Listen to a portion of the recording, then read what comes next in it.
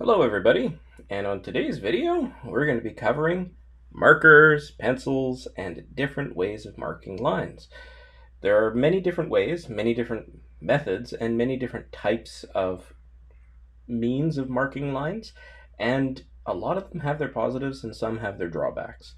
There are the obvious basics where you can look at a ballpoint pen and you can think, well, that's going to be great to mark on all sorts of stuff. It might be great inside of a shop, but when you get out into the field, or if you're working on something that isn't all that great for a finish, you can easily gum up on a ballpoint pen, or in this case, have it dry out on you.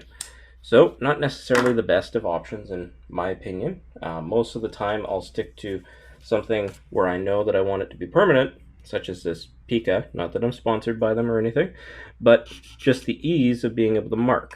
Now, the issues with a marker, such as this, is that just like a felt, it will bleed on a surface. So if you're thinking about marking a finished surface, obviously you're going to have other issues.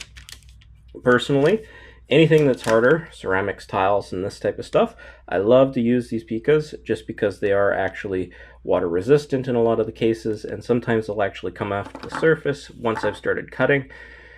A little bit annoying if it's a wider or angular cut, but most of the time when I'm just having to start a cut, it works out perfectly. Sometimes a felt marker is really good, especially when it comes down to masonry or marking out concrete. These are excellent. If you're not marking a finished surface, even better.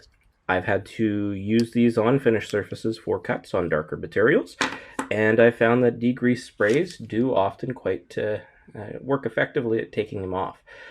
When it comes down to typically marking concrete or marking general spaces on rough form work using a crayon, or in this case, another type of crayon, a lipstick crayon, which is probably one of the funnier parts of most kits nowadays, is being able to mark out concrete with a crayon or marking out other areas for elevations if you're doing kind of rough heights. It's not perfection that you're looking for, you have a margin of error.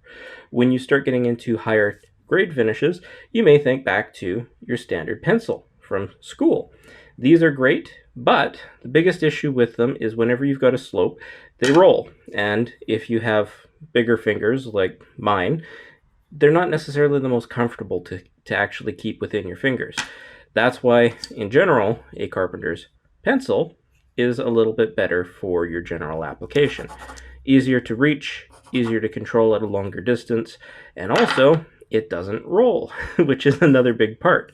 It also doesn't travel as much or break as often inside of your pants or within a pocket or anything like that, because again, too, you have a thinner actual lead on the pencil. Not that they're made out of lead nowadays, but just old phrase.